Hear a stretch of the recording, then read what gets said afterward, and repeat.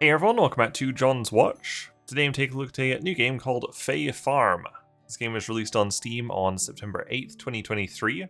Its regular price is $49.99 Canadian, or a regional equivalent, and it's developed and published by Phoenix Labs.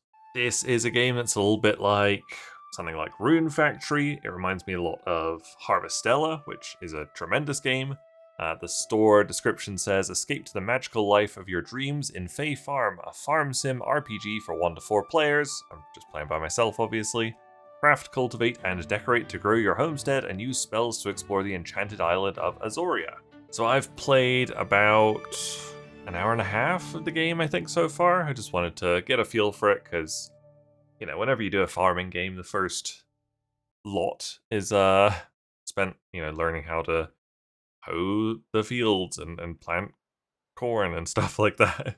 So I wanted to get that out of the way and just figure out a little bit about the game. So this is my character. You can make your character. I think he looks very much like me. I did make my character mute because as I was making my character, they were just talking constantly, and I hated all the voices, so I just disabled them for my character, which I think is great. I've got some mail here. This is still sort of some tutorial stuff, I guess. We've got another quest now. I guess the main story quest I'm doing right now is going into a dungeon, which is why it reminds me a bit of Rune Factory. I've also got a friendship quest here, which I can actually turn in, so I'm going to pin that one. We're going to track that one. This other one is just to decorate my house a little bit. And obviously, this is use the wave emote near any of your registered animals. I've got a registered animal just down here. I've got a chicken somewhere. Where's my chicken? My chicken might be inside. Chicken? My chicken, hello. It's chilly, apparently. I'll give it a pet. There you go. We need to get it some food. There you go. There's some food. Enjoy. Oh, an egg. My backpack's full. I think I just finished a dungeon when I stopped playing last time. So I probably need to go sell some stuff. Selling stuff. Yeah, I guess we'll start with my farm. This is my farm here. Something really cool with this game is that you don't have to switch between tools constantly. Basically, if you're standing next to something and the game will know what tool you should be using. So I didn't have to tab onto my watering can here. The game just knows I'm standing by crops, and if I press X, it's going to use my watering can. And I don't even have to turn for the most part. It's turning me for me, which is great. That's a really good little quality of life thing. Just enough water, that's amazing. So yeah, that's for if I wanted to do my watering can. Look at this tree. See, I didn't have to change tools, just pressed X and it knows switch to X. And this arugula right in front of me, I can pick that. I would if my backpack wasn't full. I should go sell some stuff. We've got wood at least. So yeah, that's a really nice quality of life thing. I really admire that. So just south of my house will be the town. No loading screens, very nice. And this is how you sell stuff. You come to this, merchant area here. You come up to these tables, and you just plonk stuff onto the tables. So that's what I'm doing here. Gonna get rid of a bunch of mussels. You can see there was 8 slots. I filled up the 8 slots there. We move on to the next table. So it's not the most convenient way of selling stuff. Get rid of those. But it's kind of different. Every game does the shipping box or whatever at your house. So I kind of admire that it's done something a little bit different. We've also got a little storage shed here, so I can store this wood away. Probably all of these materials. Another really good quality of life thing. If you've got building materials in your storage, you can actually just take right out of them to build. So if I wanted to build this soil bed, you can see it needs silt, sand, and beach logs. I obviously don't have them in my inventory. I just put them in storage. I can still build from here. So that's a really great quality of life thing. I think there was possibly something in my house I needed related to the last quest I was doing, something about the copper seal. Is this is my beverage station, crap. I need to build something in here as well. need to build. What do I need to build? Well, I obviously don't have it unlocked yet. I'm guessing it's not cozy furniture. That's fine. We can go turn in this friendship quest. You see it says return to Frida for rewards. We pop open our mini map with select. You can see the map, really good map, shows where everybody in town is, shows where your quests are. Doesn't actually show my active quest. Jeremiah's got a quest. Frida, there we go. So we'll track Frida. And now on our HUD, it's always going to show where Frida is. It's a little bit like Animal Crossing as well, I guess, because you can collect bugs like that. You can catch bugs, and I just sell them pretty much. Yoink! You can catch frogs with your bug net. Ladybug. Gotcha, peacock butterfly. You can fish. We might as well fish. Fishing's a little bit not the best. I don't love the fishing system. Oops. Yeah, let's throw it out there. You want to throw it like really close to a fish. I'm just trying to jiggle it. I must be too close. There we go, jiggling it a little bit. It's got the fish's attention. Oh. This, I mean, it doesn't work great. Yeah, I don't like the fishing in this. Just trying to get someone's attention here. Yes, we got him. So I found the best way to fish. It's like any other. It's like a lot of fishing systems where like you pull while they're swimming away, it's gonna make your line turn red. You can see it there. So I found if I just hold down X while they're swimming towards me and then just tap X when they're swimming away, I catch them 100% of the time, and my line never breaks. So yeah, not my favorite fishing system, but is what it is. Let's. Whoops. I did not mean to do that, sorry. I'm just trying to sell these butterflies. There we go. And this fish. Yeah, let's go find Frida. She's probably just like around here. Here she is. There she is. Bam. Hello. Redeem quest. Oh, we just got some friendship with her as well. That's great. I don't know. I don't remember who my friend is, honestly. Yeah, well, I need to craft and place seal crafting station. To do my dungeon quest. Another pretty fun thing about the game is that it scatters blueprints for things you can craft just all around the world. This is one right here. We got a recipe for a barrel. They always put them in like quite clever thematic places. There's another quest there. I don't want to grab too many quests. Yeah, like we just got a barrel recipe. There were a bunch of barrels right there. Pretty neat like that. I like it. Oh, look at all the stuff on this beach. We're going to be rich when we sell all this stuff. Probably don't really need to be grabbing it all, but I am. Money has also, like, not been an issue at all. You can see I've got, like, 3,100 in the top right. I think by, like, the third day or something, I could afford to buy, like 99 of the best seed or something. The economy seems a little bit strange. Yeah, I was just instantly going to be able to plant any seeds I wanted. I just didn't want to because it sounded like way too much work. And obviously I didn't need to plant the seeds because I didn't need the money. There we go, we've actually maxed out what we can sell today, so that'll have to do until tomorrow. There's a seal crafting station. We have to build it outdoors, so I need 12 more stone. So I think that's the best quest to do right now. So I'm just gonna grab a bunch of stone. So I mean, so far it's pretty good. I've definitely played a lot worse, like farming kind of games, and I've played a lot of them, to be honest. The whole time I've been playing it, I have just been like, man, remember how good Harvestella was? Because I really loved that game. So I mean, there's a lot of farming games, but there's not that many farming games that combine RPG and elements with combat and stuff like that. So it does do its own thing. But having said that, there definitely are games that do that, like Harvestella, like Rune Factory. I haven't played Rune Factory in years at this point, but I liked the first two I played, I think. There's like 3 of them on Steam now, which is pretty cool. But yeah, this is like, it's a good indie one.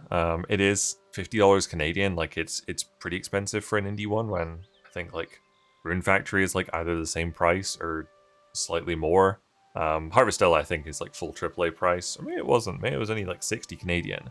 And I love that game. But I guess the big standout for this one, which I am not showing off in this video, is that it has co-op for 1 to 4 players. I'm just playing it by myself, but I could see it being pretty fun with friends, honestly. Okay, seal crafting station. It's basically, seals are like a checkpoint for the dungeons. So we might as well show off the dungeons. God, where do I put this? Sure. Right there. And we gotta craft a copper seal. Copper seal, yeah. Do that. Craft. It's gonna take a little bit of time. We'll wait for that to happen, I guess. It also sort of reminds me of MapleStory 2 for some reason. I think it's probably just like the character designs. Like I think they're all missing noses and they've got big eyes and mouths.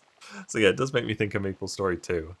But I mean, it's good. It is actually good. There's my copper seal. Excellent. I've still got energy.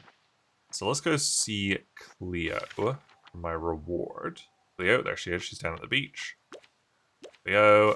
And yeah, like I haven't played a ton of it. Normally I'm like super into farming games, but like I haven't even played one for a while. But as soon as like I started, you know, hoeing the seeds or hoeing the spots to plant the seeds and planting like 20 seeds, I was like, I don't want to do this right now. I don't want to go crazy because like, you know, when I played Stardew, I would like min-max the seeds to get as much money as possible. And I definitely did that in Harvestella too, so I think I'm like a bit burnt out on farming games despite not having played one for like 10 months, I guess. Look, we redeemed our quest, we got some more friendship. Okay, she's challenging me to upgrade my pickaxe to copper. So I need to get some copper from the saltwater mines. Don't go below the 15th floor. Interesting. Okay, so let's head into the dungeon, which is like just over here, I think. There we go.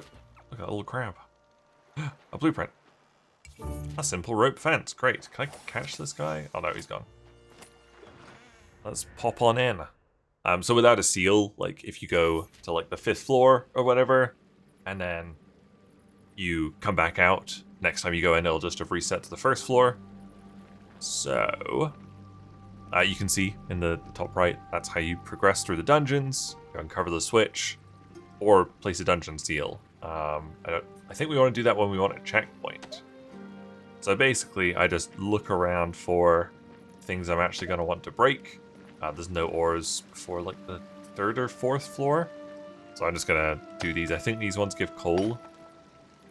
So we're going to hit these ones a bunch and hope we find the switch to get out of here. A little bit like the Stardew Valley dungeon or like mining system, I guess.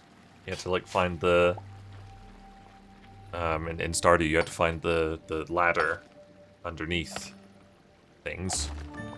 Mining efficiency, go me. This one, like, you know where the exit is, you just have to find the button to open the door, like that. And I'm guessing there's multiple buttons per floor, because I've never had to mine like even close to like half the dungeon in order to make it show up. So I'm sure there's a lot more later in the game. Like I said, I've only done an hour and a half so far. But you could see like from my quests, like there's already quite a few quests. This is the story quest apparently. But what was the other one? Somebody sent me a message. Maybe it wasn't like an actual quest, but yeah, somebody, the guy who taught me how to use sort of magic, it's not really magic, had sent me a letter as well, so I assume he'll try and teach me more about magic at some point. There's like basic combat in the dungeon so far. Just hit things with the stick you can see in the bottom left. Oh nice, we got the button already. Yeah, we can like switch between stick for combat and my pickaxe. There we go, we get copper on this floor. No enemies on this floor, so I'm guessing they are on 4th floor. So I think maybe we'll just try and hit like floor 5, then put a seal down and get out of here. Or maybe 3 is a good floor to put a seal on? I'm not sure. This is a combat-free floor, which is quite nice. It's a very stable game so far. I haven't had any bugs at all in the time I've played it. It's a very, don't know, sandboxy kind of game. I don't know, it gives you a lot of freedom.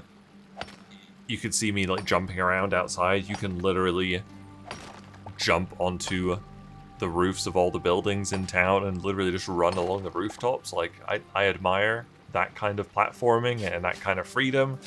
A lot of games would, like, if you had a really fun jumping system, would just like stop you from going crazy like that and jumping onto rooftops, but for the most part it just lets you go wherever. It's pretty sweet.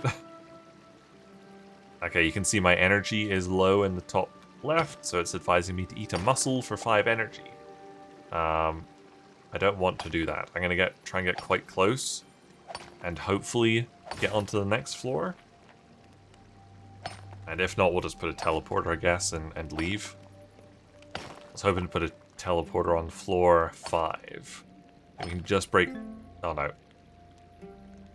I gotta go. Do I want to put a thing on here? I guess so. Let's put it on there. Oh, you have to put it on each floor. Oh, my God. Well, that's unfortunate. I thought you just checkpointed, like, whatever floor you wanted, not each floor. Okay, I'm going. Catch this guy. I got a brown snail, hell yeah. We're going through the spooky woods. I don't know if we're gonna get home in time.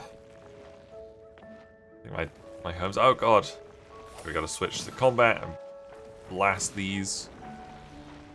I think I'm nowhere near my home. My home is right here. 11:49, we're gonna make it. We just made it home in time. It's bedtime, see you in the morning, okay? There we go, I slept. I made 200 bucks. Go me. Done reviewing. And I think that'll probably do it for my video. It's kind of hard to show off farming games, I guess, because there's already a ton to show off in those kinds of games, and when you combine it with an RPG and combat, so it becomes something a bit like Rune Factory or Harvestella, it's just a ton to try and show off in one video. But hopefully this showed it off a little bit. You know, I kind of showed off the bare minimum, I think, but I think it would just be too hard to do like a full deep dive on it in one video. Not one I'm going to finish playing. I do think Harvestella is a better game. I guess Harvestella was far more focused on... Harvestella was a JRPG with farming elements in it. This one feels like primarily a farming game with... you know, the other elements added to it. You know, closer to a 50-50 split, but I think the emphasis is on the farming in this one. But I can definitely see this being a lot of fun with friends, maybe one day down the line, although 50 bucks each is pretty steep. But it's good, you know, I'm decently impressed with this, better than I was expecting it to be. That was a look at Fae Farm. Thank you guys very much for watching. Make sure you leave a like and subscribe if you enjoyed this video, and I'll see you guys later. Bye!